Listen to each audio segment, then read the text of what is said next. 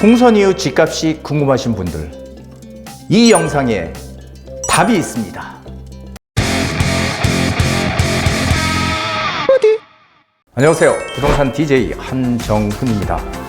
자, 이제 선거가 지방선거 이제 한 달 정도 남은 것 같아요. 이제 곧 4월 달이 되면은 이제 본격적으로 이 부동산 시장의 향방이 궁금하다, 이런 얘기들 상당히 많이 지금 하거든요. 총선 이후에 이 시장이 어떻게 될지 한번 냉철하게 살펴보는 그런 시간을 준비해 봤습니다. 자, 세미나 공지를 먼저 할게요. 3월 20일 수요일 오후 2시입니다. 2시부터 5시까지 진행을 하고요. 주제는 정부와 서울시 규제 완화 수혜 지역 핵심 대공개, 이렇게 정해봤습니다. 선착순 10명, 예약은 필수고요. 오시는 분에 한해서 1대1 개별 상담 무료로 진행을 해드리도록 하겠습니다. 자, 지금 규제 완화가 슬금슬금 지금 진행이 되고 있는 거 느끼십니까? 아직까지 못 느끼신다고요? 그렇다면 좀 더 열심히 이 뉴스나 부동산 시장을 잘 보셔야 될 거예요.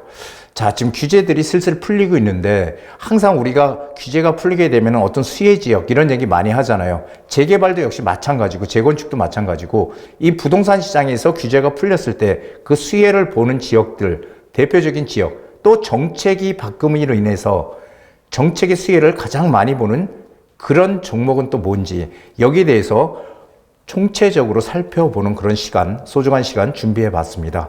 부동산 투자에서 돈을 정말 벌고 싶은 분들은 오시게 되면 아마 색다른 새로운 경험을 하시게 될 겁니다. 자, 일단 전망, 총선 이후의 시장 분위기보다 이것을 먼저 일단 한번 보자고요. 올해 시장은 이것만 보라고 제가 늘상 말씀드렸잖아요. 다시 한번 제가 강조를 해서 말씀을 드리겠습니다. 자, 올해 시장 이것을 봐야 된다. 그게 뭐냐면은 거래량이에요. 매매 거래량이 늘어나느냐 줄어드느냐를 봐야 되는데, 지난해 한번 보시자고요. 지지난해 2022년 지지난해입니다. 2년 전 10월 달에 서울의 아파트 매매 거래량이 559건인 적이 있었어요. 그렇죠?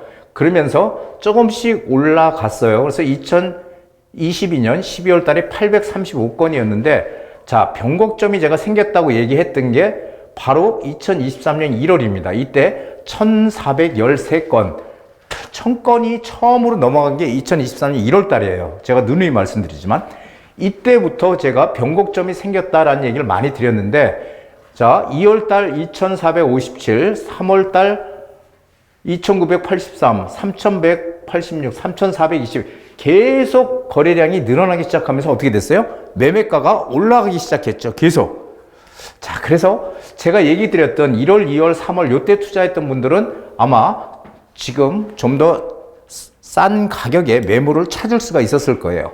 자, 이렇게 올라오다가 8월 달 3899, 약 3900건 가까이, 이때가 정점을 8월 달에 찍었다가요, 슬슬 내려오기 시작해요. 3400건. 3400이면 뭐 얼마 차이 안 나니까 괜찮겠지 했는데, 10월 달이 되니까 거래량이 뚝 떨어지면서 2337건.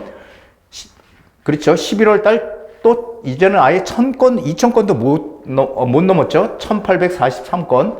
12월 달 되니까 오히려 1824건. 계속 이렇게 밑으로 몇 개월 동안, 3개월 동안 하락을 시작합니다. 4개월 동안. 자, 그러다가 1월 달이 되니까 거래량이 2552건을 달성했어요. 1월 달에 변곡점이 다시 생겨요. 지금 상승 변곡점이 1월 달에 지금 다시 생기는 겁니다. 제가 이런 얘기를 누누이 드렸는데요. 거래량이 늘어난다는 의미는 매매가가 올라간다는 의미나 같다라는 얘기를 상당히 많이 드렸죠. 자, 그래서 올해 지금 2월 달엔 지금 2월 달 거래량이 얼마가 됐냐면은, 이게 3월 말이 돼야 2월 거래량이 전부 나오거든요. 근데 오늘 날짜 12일, 2월 12일 오늘 날짜로 1817건이에요. 1817건. 그래서 2월 달에 거래량도 3월 말까지 집계를 해보면은 2500건이 넘어갈 것이다, 이렇게 보여집니다. 그래서 변곡점이 올해 시장의 변곡점도 1월 달에 생겼다. 거래량이 늘어나기 시작했다. 좀 시장 분위기도 좀 거래가 되고 있다는 얘기들 어떻게 좀 느끼십니까? 자, 그래서 제가 이렇게 다음 장을 한번 보시게 되면은 거래량이 늘어난다는 게 뭐냐면은 지금 얼마 전까지만 해도 고가 지역의 거래량이 일시적으로 늘어나고 저가 지역은 안 늘어난다 이런 얘기들 많이 했는데 지금은 저가 지역과 고가 지역의 거래량이 어떻게 된다고요? 동반 상승이에요. 동반 상승, 동반 증가, 동시적으로 동시다발적으로 증가하고 있다. 자, 거래량 증가는 누누이 말씀드리자면 매매가 상승으로 이어진다는 거. 자, 매매 거래량이 늘어난다는 거는 어떻게 돼요? 매매가가 올라간다는 의미고요. 전세 거래량이 늘어난다는 의미는요. 전세가가 올라간다는 거예요. 이거 지난해 우리 다 경험했던 얘기입니다. 지난해 상반기는 어떤 시장이었어요? 매매 거래량이 늘어나면서 매매가가 막 올라가기 시작했죠. 1월부터 슬슬 올라가기 시작했어요. 매매가가.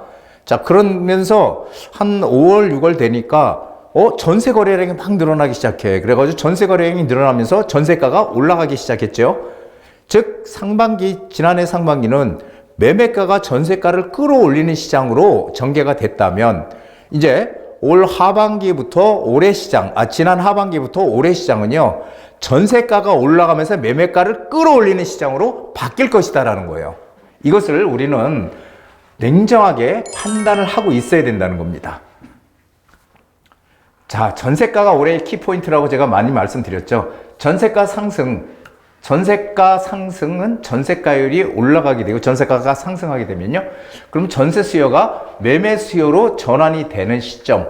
이 시점이 매매가가 본격적으로 매매가가 상승하는 그런 시점으로 갈 것이다. 이렇게 저는 보고 있습니다. 그래서 올 하반기 이후가 되면은 역전세가 아니라 역전세는 다 해소가 될 거고요.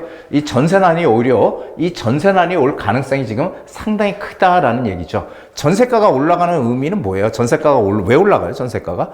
결국은 공급 물량이 지금 없다는 겁니다. 공급 물량이 상당히 줄었다. 왜냐하면 지난 문재인 정부 시절에 주택시장을 조이다 보니까 규제를 하다 보니까 집이 상당히 지금 부족해진 거죠. 오히려 규제의 영향으로. 그래서 이 거래량도 지금 늘어나느니 지금 이제 분위기가 바뀌고 있지만 이 다주택자들을 규제해서 그 다주택자들에 대한 어떤 규제가 지금 풀리지 않고 있죠, 아직까지. 그리고 이 취득세가 상당히 높잖아요, 지금. 그렇기 때문에 이 취득세가 높기 때문에 집을 섣불리 사지를 못하는 거고요. 또 DSR 등 이 대출 규제가 있기 때문에 이 다주택자들이 지금 시장에 진입을 하기가 상당히 어려운 그런 지금 시점에 우리가 들어와 있다 이렇게 보고 있어요. 그래서 결국은 공급 물량이 늘어나고 이런 규제들이 풀려야 되는데 이런 것들이 계속 지속이 되는 한 전세가는 올라갈 거다. 그렇다고 무조건 전세가가 계속 오르진 않죠. 어느 시점까지 올라간다는 거예요. 그 시점이 바로 어떻게 된다고요? 매매가가 폭발적으로 올라가는 시점이 될 거다라는 얘기입니다. 자, 그래서 시장을 이렇게 가만히 둘러보면 상당히 재밌는 그런 현상들이 많이 보여요. 올해는 제가 늘상 얘기했지만 상저하고의 시장이라는 얘기를 많이 드렸어요. 어떤 사람들은 상중하저라는 또 얘기를 또 쓰더라고요. 근데 그거 말 믿지 마세요. 상중하고가 아니고 상저하고의 시장이 될 것입니다. 그래서 상반기는 이제 1월 달부터 조금씩 거래량이 늘어나면서 조금씩 거래량이 늘어나는 그런 과정을 겪을 거고요. 그래서 상반기는 어떤 반등의 시작을 알리는 그런 시점이고요. 6월 이후에 강한 상승세를 보일 것이다라고 저는 보고 있습니다. 왜냐하면은 6월이 상당히 의미가 있는 시점이에요. 6월이 미국 기준금리 인하 시점이 한 6월. 그리고 정말 저는 거의 그럴 리가 없다고 보지만 정말 늦어진다면 7월입니다. 늦어진다면 7월이고요. 그 이유는 안 돼요. 왜냐하면은 올해 11월 달에 미국 대선이 있거든요. 미국 선거가 있기 때문에 그때 이렇게 금리를 갖다 올리는 그런 어떤 선거에 영향을 주는 그런 행동들은 하기가 어렵다는 것입니다. 그렇기 때문에 되도록이면 빠른 시간 내에 금리를 인하하는 그런 시점으로 갈 것이다. 그래서 저는 6월, 늦어도 6월이면은 기준금리 인하할 거다라고 생각을 합니다. 그래서 기준금리가 인하하면서 집값이 본격적인 상승 랠리로 갈 것이다라고 좀 보여져요. 이게 그럼 우리도 이제 기준금리를 다시 인하하겠죠. 미국이 기준금리를 인하하면. 그래서 이 6월이라는 이 시점이 여태까지는 돈을 쪼여서 돈이 시중에 많이 풀리지 못하게끔 금리를 많이 올렸잖아요. 물가를 잡기 위해서. 자, 그래서 양적 긴축을 계속적으로 미국에서 했다면 앞으로 6월 이후는 어떻게 된다고요? 돈을 오히려 풀어가는 양적 완화의 시대로 이제 전환되는 그런 아주 중요한 달이 6월 달이 될 것이다 라고 저는 예측을 하고 있습니다. 자, 총선 이후 시장 너무 간단합니다. 여러분들 이것만 잘 생각하시면 돼요. 지금 현 여당이 승리할 경우에는요, 양도세 중과가 지금 1년 계속 유지가 되면서 이 중과가 1년 동안 계속 지금 완화시켜주고 있죠. 중과를 안 하고 일반 세율로 하고 있습니다. 그래서 여당이 승리할 경우는 양도세 중과는 폐지할 거고요. 1년 연장하는 게 아니라, 중과를 연장하는 게 아니라 취득세 중과도 폐지될 가능성이 상당히 높습니다. 그리고 다주택자에 대한 규제도 완화될 거고요. 지금 3년간 연장되어 있는 실거주 의무 폐지, 이것도 실거주 의무상 있죠. 실거주 의무 3년. 그게 지금 3년 유예가 됐는데요. 이것도 폐지될 가능성이 커요. 그래서 규제 완화에 본격적인 시동을 걸 것은 명백합니다. 그런데 만약에 야당이 승리하면 어떻게 되느냐는 거지. 야당이 승리하면은 현재의 규제 수위, 왜냐하면 집권당이 아니기 때문에 현재의 어떤 완화를 시키려고도 동의를 잘 안 해줄 거예요. 그렇기 때문에 규제 수위를 그대로 유지할 가능성이 상당히 높다라는 거고요. 하지만 여러분들이 취득세 중과는 조금 다릅니다. 양도세 중과도 어떻게 했어요? 지방세법을 바꿔서 우리가 양도세를 일반 세율로 1년 지금 계속 완화시켜가고 있는 거잖아요. 한시적으로. 그래서 취득세 중과는 지방세법 시행령을 고쳐서 할 수 있습니다. 할 수 있어요. 그래서 이번에 만약에 민주당이, 즉 야당이 승리할 경우라도 여당은 이 취득세 중과에 대한 이 지방세법 시행령을 고쳐서라도 취득세 중과 유예를 적용할 거다. 그렇게 되면 어떻게 돼요? 지금 2022년 12월 이후에 취득하는 것들, 12월 며칠이죠? 제가 날짜는 기억이 안 나는데 요거를 이때부터 취득한 것들에 대해서 중과 유예를 적용하겠다는 거죠. 그래서 지금 현재 정부안은 취득세 2주택자까지는 일반 세율로 하자. 2주택까지는. 그리고 3주택 이상, 비조정 대상 지역의 3주택 이상, 3주택까지는 어떻게 한다고요? 4%. 그리고 조정 대상 지역은 조정 대상 지역에서 매수할 때는 6%, 이렇게 4%, 6%. 비조정 대상 지역, 3주택 이상.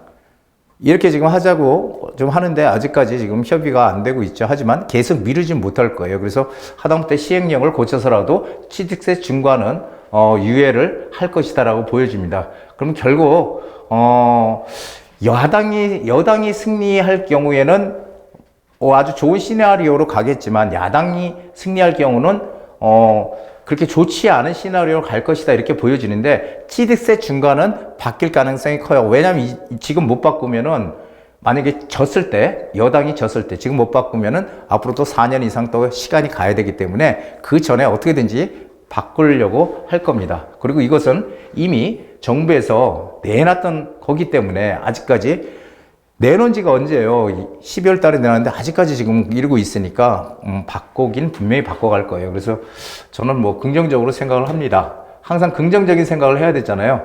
그런데 여당이 승리하든 야당이 승리하든 바뀌지 않는 거 있어요. 전셋값 상승은 불변이라는 겁니다. 전셋값 상승은 계속 전셋값은 올라간다는 거. 이것을 꼭 기억하셔야 돼요. 전셋값이 오른다는 거, 그리고 제가 전세난이 올 거다라는 얘기를 많이 했죠. 전셋값이 올라서 결국 전세난이 올 거다. 그런데 전셋값이 오르게 되고 이렇게 되면요. 매매가 대비 전세가 비율이 계속 올라가죠. 뭐 50 몇 프로, 52%, 53%, 54%, 55%, 56% 이렇게 올라가다가 이렇게 올라가게 되면 어떻게 돼요? 매매가와 전세가의 갭이 줄어들잖아요. 그러면은 투자를 좀 더 하기 쉽죠. 전세 끼고. 그렇죠. 돈이 좀 적게 들어가는 거예요. 그러니까 갭 투자가 늘어나게 될 거고요. 갭 투자라고 하는 것이. 그리고 갭 투자가 늘어나게 되면은 결국은 매매가 상승으로 전이가 될 것이다 라고 보여져요. 그래서 전세가가 매매가 대비 전세가 비율이 2013년도에 9월 달이에요. 9월 달. 2013년 9월 달에 이때 제가 그때 분명히 얘기를 드렸었거든요. 9월 달에 서울의 매매가 대비 전세가의 비율이 60.2%가 됐어요. 60.2%. 수치상으로 데이터에. 자, 이렇게 됐을 때 제가 뭐라고 얘기했겠어요? 자, 전세가가 드디어 60%를 넘어갔습니다. 이제 집값은 오를 수밖에 없다. 이런 얘기를 분명히 제가 강의할 때 정말 많이 얘기를 드렸었어요. 그래서 전세가가 무조건 오르는 게 아니고 매매가 대비 전세가 비율이 어느 정도까지 올라오게 되면은 이 전세 수요가 매매 수요로 전환이 된다라는 거 꼭 기억을 하셔야 됩니다. 이것은 올해의 뭐 선거에 관련 없이 불변이다. 이렇게 보시면 되겠습니다. 자, 지금이 투자의 적기입니다. 투자의 타이밍이다. 우리 투자는 타이밍 싸움이다. 어떤 분들은 내가 좀 많이 공부를 해가지고 내가 알아서 뭔가 투자를 해야지. 그러다가 시간을 다 보내는 분들도 많아요. 지금 해야 되는데 그걸 공부한다고 하다가 오히려 타이밍을 놓치는 경우 상당히 많습니다. 그래서 남들과 다른 역발상 마인드를 반드시 가져야 된다. 이게 재테크에서는 필수입니다. 필수. 자, 그리고 공급 물량이 감소하고요. 공급 물량이 지금 감소합니까? 늘어납니까? 지금 줄어들고 있잖아요. 공급이 없으니까. 그렇죠? 공급 물량이 감소하고 금리 인하가 동시에 이루어진다면 이거는 상승장을 간다는 거, 상승장으로. 이게 과거의 역사적 사실이 얘기하고 있습니다. 자, 그렇기 때문에 지금 딱 공급 물량 감소, 금리 인하도 이제 곧 될 거잖아요. 그렇게 되면 결국은 상승장으로 갈 수밖에 없는 지금 시점이다. 이렇게 저는 생각합니다. 자, 그리고 정부의 핵심 정책 포인트가 뭐예요? 재개발, 재건축이죠. 재개발, 재건축이 왜요? 공급을 늘리기 위한 수단과 방법은 저 신도시 개발 아니면은 택지 개발, 외곽에 서울의 경기도권이나 이런 데 택지 개발 아니면은 재개발, 재건축밖에 없어요. 그러니까 빈 땅이 없으니까 이 도심에다 집을 공급할 수 있는 게 재개발, 재건축이잖아요. 그래서 이 재개발, 재건축을 어떻게든지 활성화시켜서 공급을 늘려야 되겠다라는 게 정부의 핵심 정책 포인트입니다. 우리는 그 정책 방향만 따라가면 돼요. 자, 그런데 지금 정부가 그렇게 급하다 보니까 서울에 정말 많은 재개발, 재건축을 다 진행을 하는 데들이 지금 무지하게 많아요. 재개발 구역으로 지정해놓은 데들이 뭔가 하려고 하는 데는 어마어마하게 많잖아요. 100군데가 훨씬 넘잖아요, 지금. 올해도 지정할 거고요. 내년도 지정할 거예요. 계속 지정이 되는데, 과연 이 지정되는 곳들 중에서 재개발이든 재건축이든 어느 곳에 투자할 것인가가 여러분들이 찾아야 될 관건이고 포인트고 올해의 하나의 핵심입니다. 이것을 잘 하는 사람이 돈을 벌 수 있는 거예요. 예전같이 무조건 뭐 재개발이 된다, 재건축이 된다고 해서 오르던 시대는 점점 가고 있는 거예요. 이제는 오르는 것만 오르는 양극화, 즉 차별화 시장이 크게 펼쳐지는 미래가 된다는 거죠. 이 미래를 우리는 어떻게 찾아갈 것인가? 이 안개 속을 어떻게 잘 찾아 나갈 것인가? 이것을 고민해야 되는 지금 시점입니다. 자, 제가 이렇게 얘기를 드렸는데요. 여러분들 어떻게 공감되시는지 모르겠어요. 제 얘기가 여태까지는 제 얘기가 맞았다라는 것도 기억을 하시면 좋겠습니다. 자, 정부와 서울시 규제 하나 수혜지역 공개합니다. 자, 이 세상에 보장된 것은 아무것도 없고요. 오직 기회만 있을 뿐이다. 더글라스 맥아더 유명한 분이죠. 이 세상에 보장된 것은 없어. 기회도 아무한테나 다 기회가 오는 게 아니고요. 기회를 잡기 위한 준비가 돼 있는 사람들한테만 기회가 오는 거예요. 다 오면은 누구나 다 잡을 수 있게요? 그렇지 않아요. 누구나 다 잡는 게 아니고 준비된 사람들한테만 기회가 오는 것이다. 여러분들, 기회가 왔을 때 이 기회를 꽉 움켜잡는 그런 지혜를 꼭 가지시기 바랍니다. 자, 제 강의가 마음에 드셨으면 좋아요, 구독 버튼 꼭 눌러주세요. 여러분, 행복한 부자 되세요. 한정훈의 부동산 DJ에서는 여러분들의 고민을 기다립니다. 영상을 보시고 투자에 관심 있으신 분은 지금 바로 연락 주시기 바랍니다.